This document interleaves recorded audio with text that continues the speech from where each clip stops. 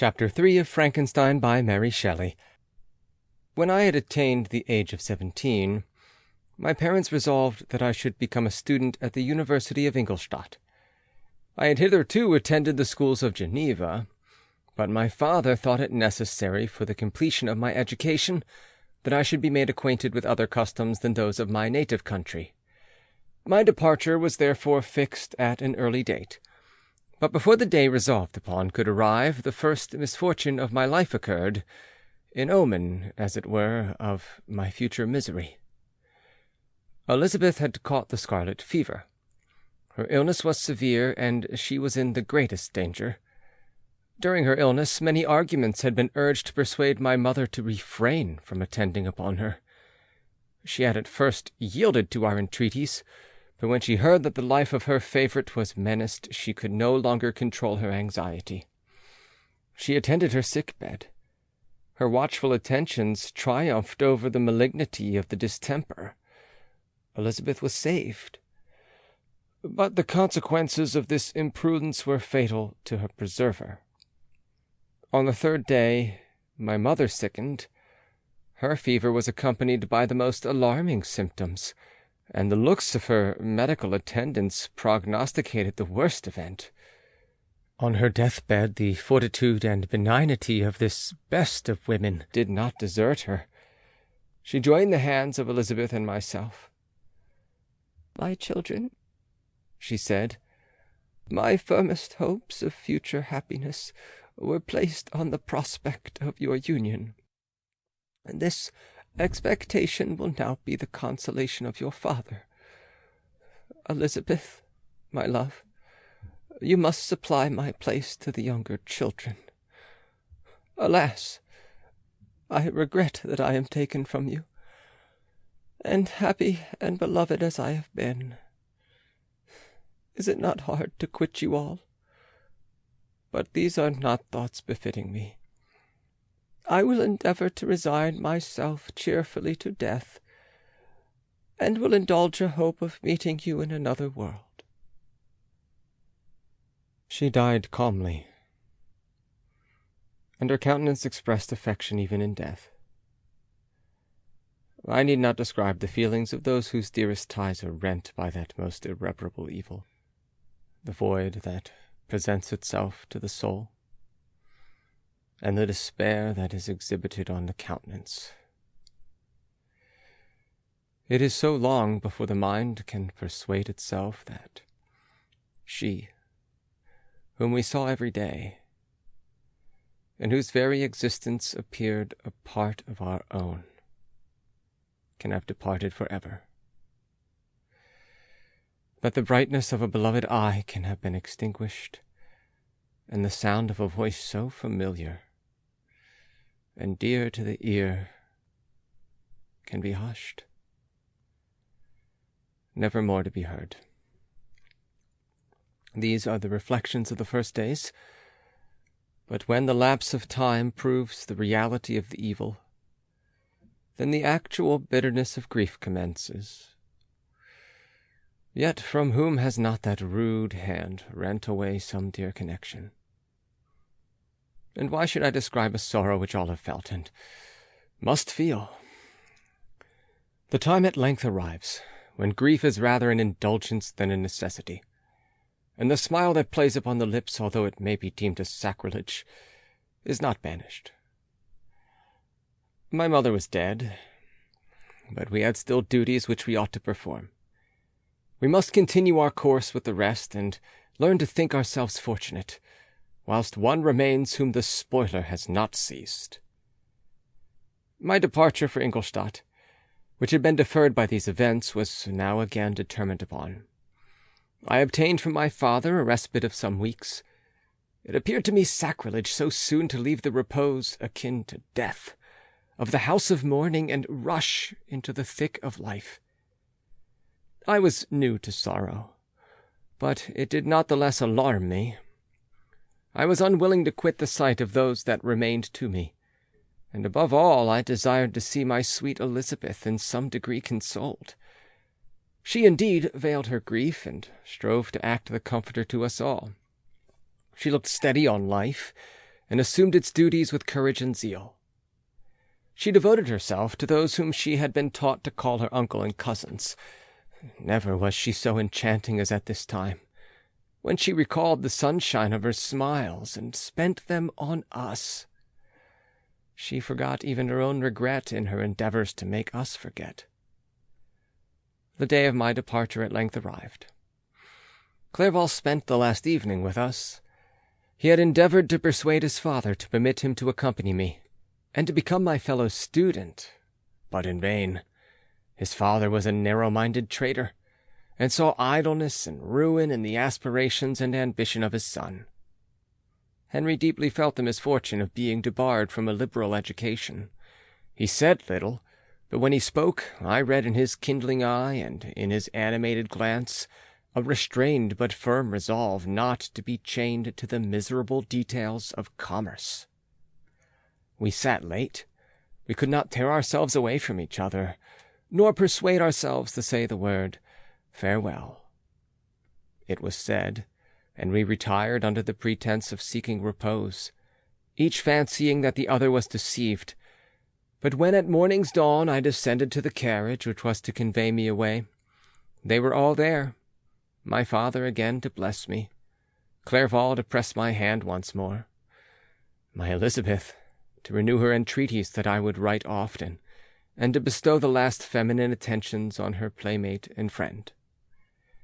I threw myself into the chaise that was to convey me away, and indulged in the most melancholy reflections. I, who had ever been surrounded by amiable companions, continually engaged in endeavouring to bestow mutual pleasure, I was now alone. In the university, whither I was going, I must form my own friends, and be my own protector. My life had hitherto been remarkably secluded and domestic, and this had given me invincible repugnance to new countenances. I loved my brothers, Elizabeth and Clerval. These were old familiar faces, but I believed myself totally unfitted for the company of strangers. Such were my reflections as I commenced my journey, but as I proceeded, my spirits and hopes rose. I ardently desired the acquisition of knowledge. I had often, when at home, thought it hard to remain during my youth cooped up in one place, and had longed to enter the world and take my station among other human beings. Now my desires were complied with, and it would indeed have been folly to repent.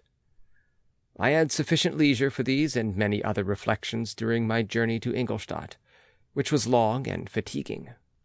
At length, the high white steeple of the town met my eyes. I alighted and was conducted to my solitary apartment to spend the evening as I pleased.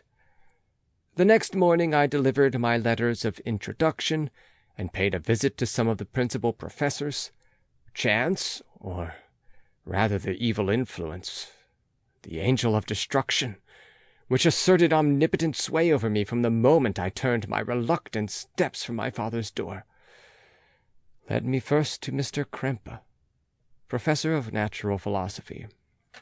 He was an uncouth man, but deeply imbued in the secrets of his science. He asked me several questions concerning my progress in the different branches of science appertaining to natural philosophy. I replied carelessly, and partly in contempt mentioned the names of my alchemists as the principal authors I had studied. The professor stared. "Have you," he said, "really spent your time in studying such nonsense?" I replied in the affirmative. "Every minute," continued Mr. Krempe with warmth, "every instant that you have wasted on those books is utterly and entirely lost. You have burdened your memory with exploded systems and useless names. Good God! In what desert land have you lived, where no one was kind enough to inform you that these fancies, which you have so greedily imbibed, are 1,000 years old and as musty as they are ancient? I little expected, in this enlightened and scientific age, to find a disciple of Albertus Magnus and Paracelsus. My dear sir, you must begin your studies entirely anew." So saying, he stepped aside, and wrote down a list of several books treating of natural philosophy, which he desired me to procure, and dismissed me, after mentioning that in the beginning of the following week he intended to commence a course of lectures upon natural philosophy in its general relations, and that Mr. Waldman, a fellow professor, would lecture upon chemistry the alternate days that he omitted. I returned home not disappointed, for I have said that I had long considered those authors useless whom the professor reprobated. But I returned, not at all the more inclined to recur to these studies in any shape. Mr. Krempe was a little squat man with a gruff voice and a repulsive countenance. The teacher, therefore, did not prepossess me in favour of his pursuits. In rather a too philosophical and connected a strain, perhaps, I have given an account of the conclusions I have come to concerning them in my early years. As a child, I had not been content with the results promised by the modern professors of natural science.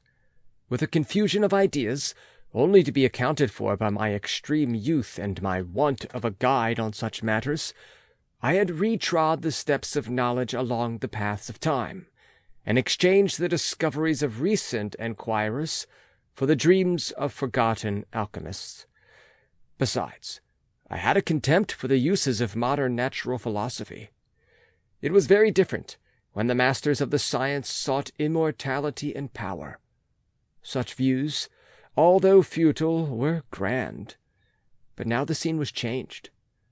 The ambition of the inquirer seemed to limit itself to the annihilation of those visions on which my interest in science was chiefly founded.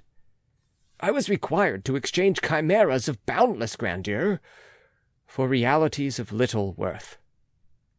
Such were my reflections during the first 2 or 3 days of my residence at Ingolstadt, which were chiefly spent in becoming acquainted with the localities and the principal residents in my new abode. But as the ensuing week commenced, I thought of the information which Mr. Krempe had given me concerning the lectures, and although I could not consent to go and hear that little conceited fellow deliver sentences out of a pulpit, I recollected what he had said of Mr. Waldman, whom I had never seen, as he had hitherto been out of town. Partly from curiosity and partly from idleness, I went into the lecturing room, which Mr. Waldman entered shortly after. This professor was very unlike his colleague.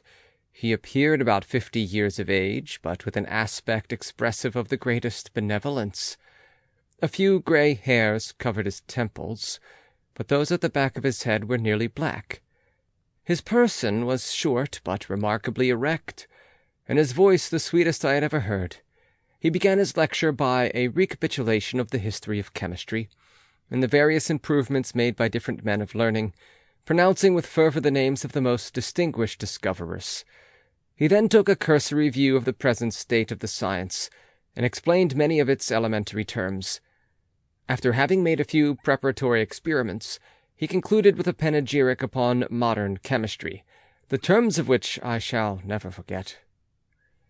"The ancient teachers of this science," said he, "promised impossibilities and performed nothing. The modern masters promise very little. They know that metals cannot be transmuted, and that the elixir of life is a chimera. But these philosophers, whose hands seem only made to dabble in dirt, and their eyes to pore over the microscope or crucible, have indeed performed miracles. They penetrate into the recesses of nature, and show how she works in her hiding places. They ascend into the heavens.